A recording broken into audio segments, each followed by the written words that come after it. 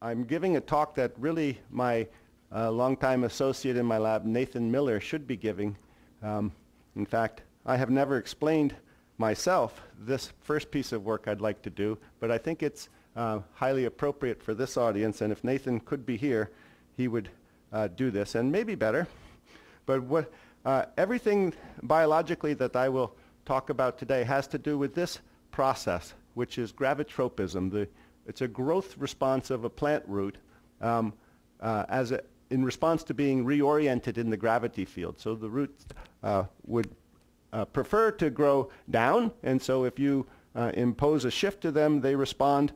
And this was 10 hours of gravitropism being monitored in an Arabidopsis root. To give you a sense of size, this is about 100 microns thick. And we take images every 2 minutes to track this dynamic growth response. The image analysis people in the room will say that's not a challenge, and that's one in terms of extracting features from this very clear, very simple structure. And that's one reason, not the only reason, but one reason we like to study gravitropism is because then the quantification of the response is relatively straightforward. We begin by, in each frame of the movie, determining the medial axis, this midline, and here's 3 representative time points, but remember these are being collected every 2 minutes, and if you can measure this midline every time point, you have a measure of the growth rate, the rate of elongation of the midline. That's this growth rate here during the gravitropic response. If you determine the angle at which the tip is oriented, then you can watch the development of curvature as a function of time. And now this last one takes a little more explaining, but it is a plot of the local curvature as a function of time. Time is on this axis. The tip of the root is here. The base of the root is here. What we've done is straighten out each of these midlines and color-coded on here the local curvature. That is the degree to which, the extent to which the midline is bent at each position along the midline, starting at the tip here. So in the beginning, they're relatively straight, cool colors, because the root has been placed horizontally. Over time, you can see where, relative to the tip, the bending is located, and when in time that bending occurs. So we're able to watch the curvature develop here, about this far back from the tip. This represents 450 microns of the root, tip here, base here. This means that here, this far back from the tip, at this point in time, there is a lot of curvature. Well, that might be right here, say, for example. So we can represent this movie, this dynamic process, in this heat map by showing the spatial and temporal pattern of curvature development in the root. Why is it blue here and the curvature back here? Well, after this root reorients, now the apical portion of the root is straight and the curvature is located back here. That's how you should be thinking about this type of curvature, local curvature plot. Now, what these data that are the results shown here are the averages of some more than 2,000 movies. We have an ability to measure these in relatively high throughput, and that means when things are and all the image analysis is automated completely. When you have that throughput capability, you can do more than just one particular condition. What I'm going to show you here is, in the next few slides, is all the wild type. There's no genetic component to this part of the talk. These are all regular wild type Arabidopsis plants, but they don't all behave the same way, even though they are all genetically identical, because we can study different ages of seedlings, 3-day-old seedlings, 4-day-old seedlings, 5-day-old seedlings. So that's one way we can, that's one axis we can change, is the age of the seedling. It turns out in Arabidopsis that the size of the seed from which the seedling comes influences the way the root behaves. So another thing we can change is seed size. It's very easy to separate different size classes of Arabidopsis seeds by mechanically sieving them through a mesh. So we can separate size classes, and we can either put nothing in the medium, like basically a thin soup of distilled water and a couple of ions, or a rich growth medium. So we can monitor, we can push the plant around in its phenotype space by changing the condition space. And then we do experiments in each of these conditions and get a large data cube of those movies. And if you project along the seed size axis, for example, you can see that plants that come from large seeds bend like this, but plants that come from the very tiniest of seeds bend like that. You can project along the seedling age axis, and you see that older seedlings take their time. They get there. Young seedlings zoom up there. Don't know what to do once these guys say, we'll get there when we get there. And these guys say, we're here already, we're here already. It's like life, huh? So I think you can now see how we have this data cube of responses. So what we'd like to do now in this part of the talk is ask the question, can we model this in a way that allows us to relate tip angle, growth rate, and curvature, these three things which we extract from the movies. And Nathan takes this approach. There's Nathan, and the person he worked closely with, the biologist in this team, is Tessa Durham-Brooks. And so Nathan says, let's parameterize this. We have a midline, and we can say that at every index along the midline, S, as a function of arc length, we have an x-coordinate and a y-coordinate. See? You can just go along there. And then at every time point, we have that set of parameterized midlines. Now, what we're seeking is, we do the same with y. So for each row in this matrix would be a time point, and each line here, each row here, is a separate movie. What we're seeking is a model that will take a movie and boil it down to a set of common features, a common core of the data that we can, that's common to all, and a set of two parameters that we can adjust to recapitulate each unique movie. So we want to take these data, determine a common core, and then two parameters by which we can modify that common core to create any particular movie. Said another way, if we had this common core, there are two parameters which will recapitulate this movie. So a movie in to extract this, modified by that. If that works, then you have this. Two values of that will recapitulate that. So we're seeking that common core and those two parameters. And there I said again, each row is going to be a time point. Want a unique and a common set. We can represent it that way. There's going to be a matrix C and B, by which we can modify by A and B, CA, CB, that we can modify by A and B to get any movie. You can represent it that way. So Nathan did that. Here's 2,000 experiments or some. And here's the first parameter, A, and the second parameter, B. And they fall out in this type of a distribution. Well, we want these things to be independent for this modeling project. So they aren't, obviously. There is structure in that relationship between component A and component B. But that's on a standard square coordinate space. But we can bend that. We're allowed to. So we bend it so that now they are independent of each other in this space, under this coordinate system. So now, if this model works, what we can do, and you can, those of you who are thinking about what's inside that box, it's basically principal components analysis. But we can now vary the parameter. We can walk along here and see how that affects the output. Now we're on the right-hand side of that model. We're going to adjust parameter A and see what it does to the movie, to this synthetic movie. What we find is that when you walk along parameter A, do a parameter sweep along A, growth rate changes. This is the elongation of the midline. So that's one feature of changing parameter A, is growth rate depends on parameter A. We find by doing this.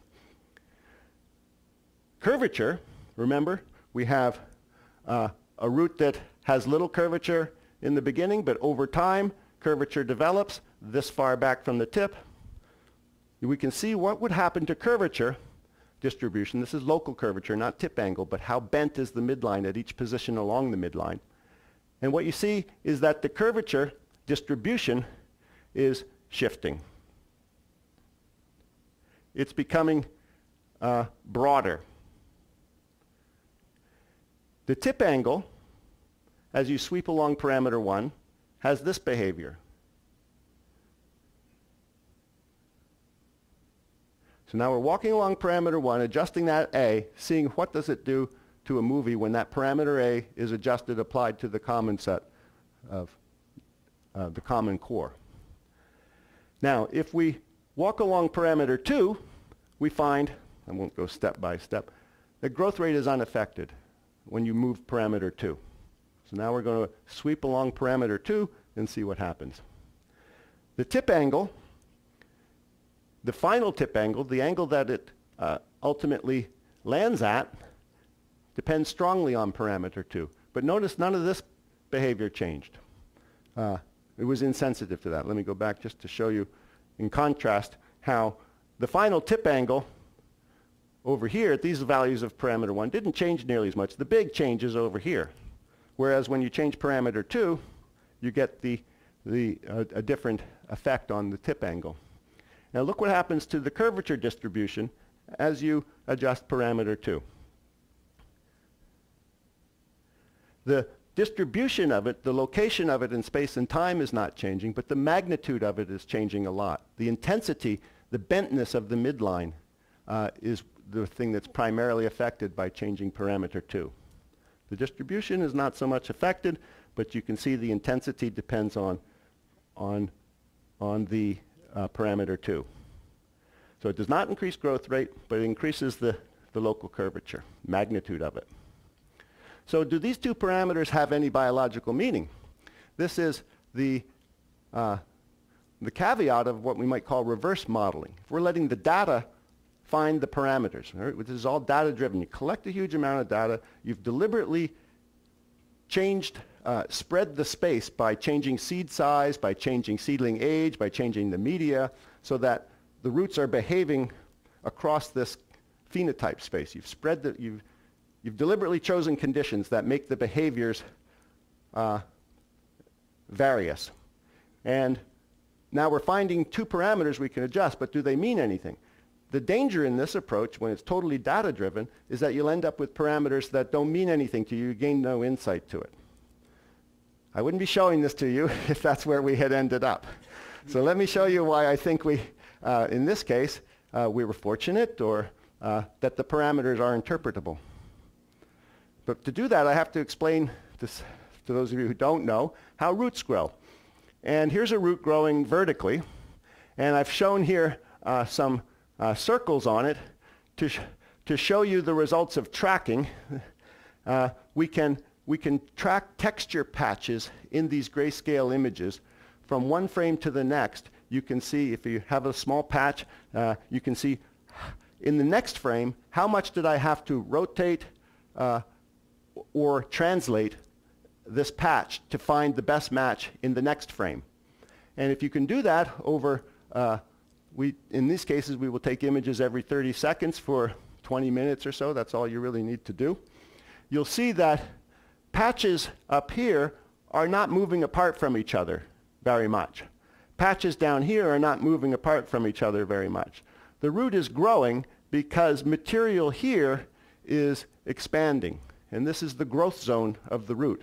I should have a plot of this, but if you plotted growth rate, it's called elemental growth rate. It's low here at the tip, it has a hump here, and then it decays again. And if we want to go into real details, long-term growth depends upon cell divisions here, which are providing a population of cells, which as the tip moves away from it, they develop the capacity to elongate, so they extend, and then they lose that capacity to elongate and they slow down, which is why there's a growth zone here, an elongation zone, that's pushing the root tip further. Now in the case of gravity, so this is a kinematic analysis, and we do this by, as I say, optical flow tracking. In the case of the gravitropism, the reason it's bending, we still have the elongation zone around here, but the gravity stimulus induces, it's a hormonally controlled process, induces a differential in growth rate such that the top side is now expanding faster than the bottom side. There's still this elongation zone, but the difference between the two flanks of the root, their expansion rates are now different, which drives the curvature. So we have material expanding here, but unequally on the top and bottom sides. So that's how roots grow and how they bend. And to give you the relative expansion rates here, what we call elemental growth rate, are on the order of 50% per hour in the peak of that growth period. The material there is expanding. An infinitesimally small piece of material is expanding 50% in 1 hour at the peak of that elemental growth rate profile. It's really when you think about the small scales here, this is 100 microns across here. Imagine the coordination biologically that will cause a piece of biological material to, at this small piece of the root, expand 50% per hour, and then by the time you're here, it's not expanding at all. So now, let's go back to those two parameters. We recognized that, or we discovered that when we walked along parameter 1, we increased growth rate, but we broadened the region of curvature. That could be accounted for by parameter 1 increasing the size of the growth zone. A larger growth zone without an effect on elemental growth rate, the intrinsic elemental growth rate, would cause a faster root. A broader growth zone would provide for a broader region of curvature, because curvature cannot be established in a non-growing portion of the root. So a spreading of the growth zone and an overall increase in growth rate can be achieved by spreading the portion of the root that is undergoing cell expansion. Parameter 2, walk along parameter 2, does not increase the growth rate. Remember, those growth rate curves were very tight together. It didn't increase the spread of the curvature zone. The region of the root that contributed to curvature did not change, but the intensity of the curvature, the extent to which the midline was bent, depended strongly on that parameter. Well, that's consistent with the capacity of the root to establish a growth differential. The region of the root that's contributing to the response is not changing, but the difference between the upper and the lower side is dependent on parameter 2. Parameter 2 is capturing a difference in the differential growth across a growth zone that is otherwise the same size and shape. So, how would we use this to get deeper insight into root gravitropism and the dynamics of root growth? These are all wild-type plants, every individual movie from wild-type plants. And the reason they are so different in their behavior is because we deliberately changed the conditions, the seed size, the age of the seedling, etc. But we could change a gene, knock out a particular gene, let's say a PIN2 auxin transporter, or something having to do with the gravity sensing mechanism, which involves heavy starch granules at the tip of the root. That's how they tell whether they've been well, we would run their movies. I don't have data on this in a form that I can tell you about, but we would characterize the phenotype of a particular mutant by which unique combination of parameter 1 and 2 is required to capture its behavior. And we might find that when we study, typically now people who study this would rotate the plants and look for ones that didn't bend and say, oh, that's an agravitropic mutant. But it could not bend for a variety of reasons, or be slow bending. It could have a low elongation rate. It could have the inability to create a differential. But now imagine if we could phenotype our mutants and characterize their phenotypes not by a vague description, but by a combination of parameters 1 and 2. And we may find that this hormone that I mentioned, auxin transport mutants, have a unique position of parameters 1 and 2. And if we can relate that to the growth differential, we will now have a way to get much more information, I feel, from mutant phenotypes. And what I would like, the future I like to think about is when we phenotype our mutants in this way overall, find your process that you're interested in, take this kind of a modeling approach, reduce down the phenotype to a couple of mathematical parameters in a model that you can then relate back to the biological process in a meaningful way. And now we're going to be talking about phenotypes that have been transformed into a mathematical space. So that's the way I would like to see plant phenotyping driven by mutants develop. Now that's when you do one gene at a time. If I was to say now thinking forward, I know about root gravitropism, I know it depends on auxin, I know it depends on this, I'm going to knock out that gene and I'm going to find out where its phenotype lies in this parameter space. But another way to, so that's using expert knowledge and judicious selection of candidate genes and going in that direction. Another way is to now again let the data drive the process, but take advantage of genetic variation that occurs naturally.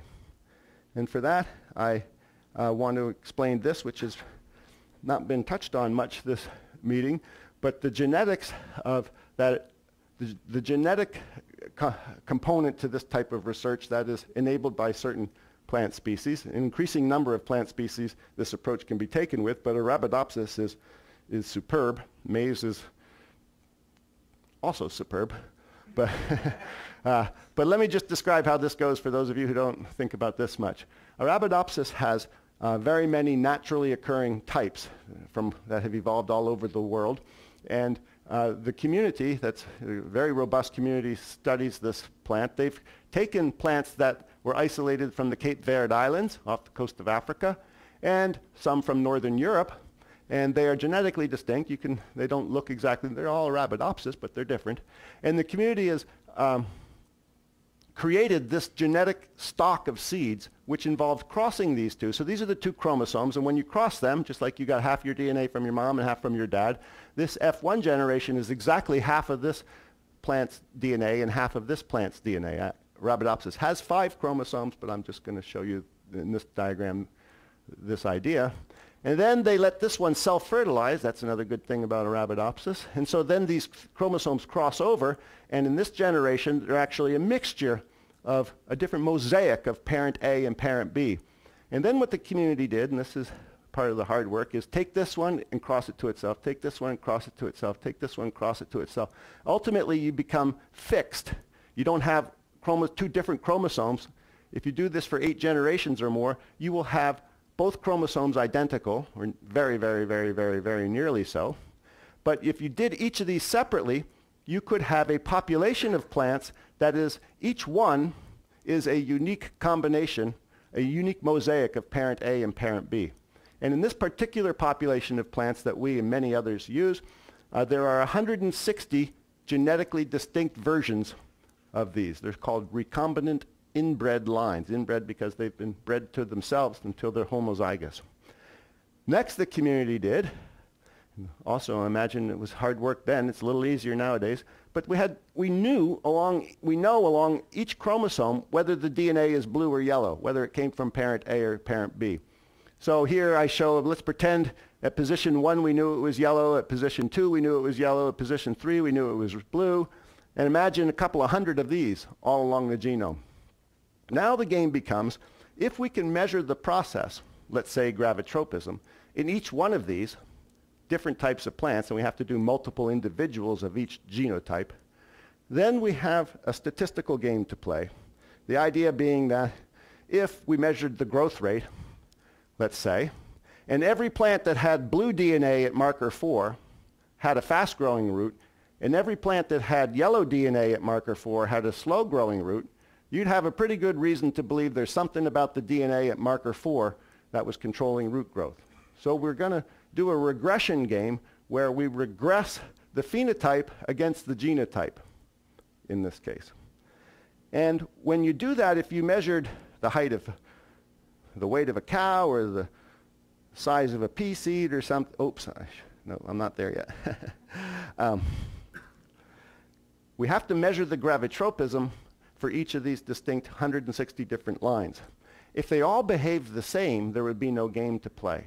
If it didn't matter what DNA they had and they all bent the same way, this project would stop there. But within this population, they behave very differently.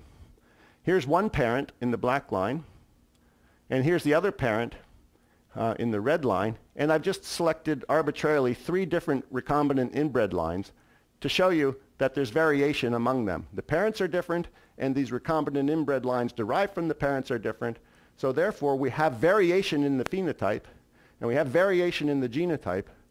One we measured, one we downloaded from the website, and then we want to regress one against the other.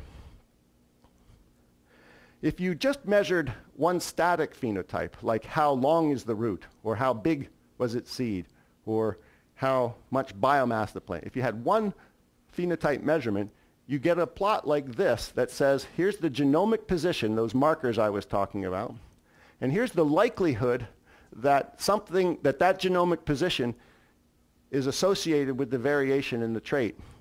So it would say at this position in the genome, there's something about the DNA that's affecting the trait you measured. This one is actually a seed size QT. So we call this quantitative trait loci mapping. We are now able to, once you make the phenotype measurements, determine which portions of the genome can explain variation in the phenotype. But we took these traits every 2 minutes. So we have a time series of these QTL maps.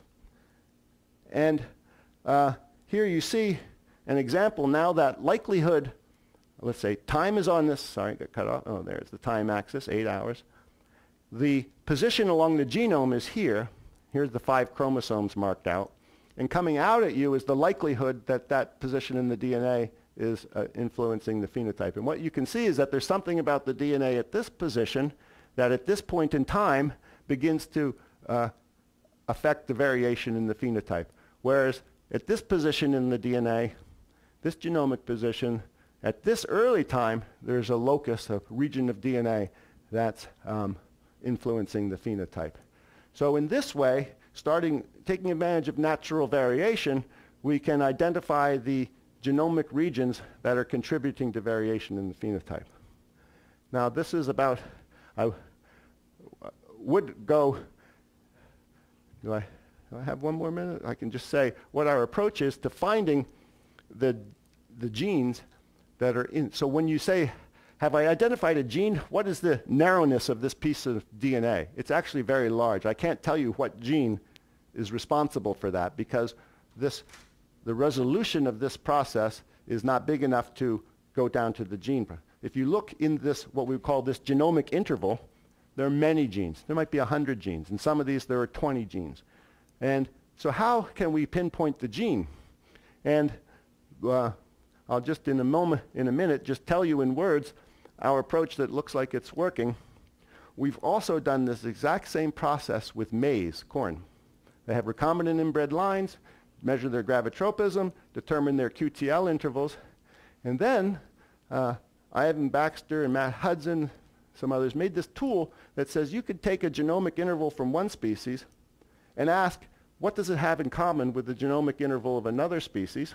So we had the QTL intervals from maize and Arabidopsis. There were hundreds of genes in total underneath all these QTLs, but when we cross-blasted them to determine what was in common, it boiled down to 5 genes that were in common underneath these QTL intervals. And then we just knocked out one in Arabidopsis, one of these 5, and it has a gravitropism phenotype. So normally, this would be a hard process to get the gene that's underneath this QTL, but we're taking advantage of doing this in 2 different species. Seems like it's providing, the combination is much more powerful than either one alone, is what I'm trying to say.